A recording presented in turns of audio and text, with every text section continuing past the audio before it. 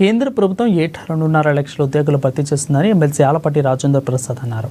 ఇవాళ గుంటూరులో నైపుణ్య శిక్షణపై కరపత్ర ఆవిష్కరణ కార్యక్రమం జరిగింది.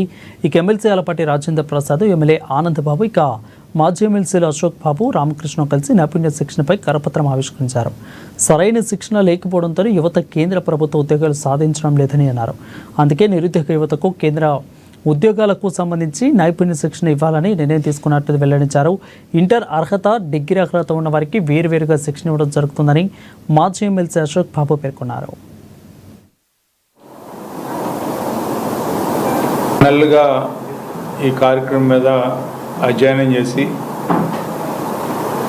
దాదాపు ప్రతి సంవత్సరం కూడా 2.5 లక్షల ఉద్యోగాలు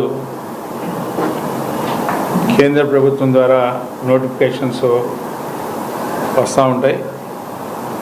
వాటిలో మన రేషియో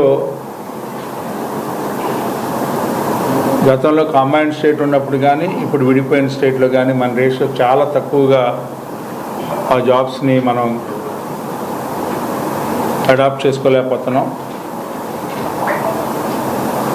యూపీపీఎస్సికి, ఏపీపీఎస్సికి లేకపోతే డిఎస్సికి మీద ఉన్నటువంటి కాన్సన్ట్రేషను వీటి మీద మనకి లేకపోవటం, దీని మీద కూడా స్పెసిఫిక్గా కోచింగ్ ఇచ్చే, ట్రైనింగ్ చేసే సెంటర్స్ లేకపోవటం, ఎక్కడ కొన్ని హైదరాబాద్లోనూ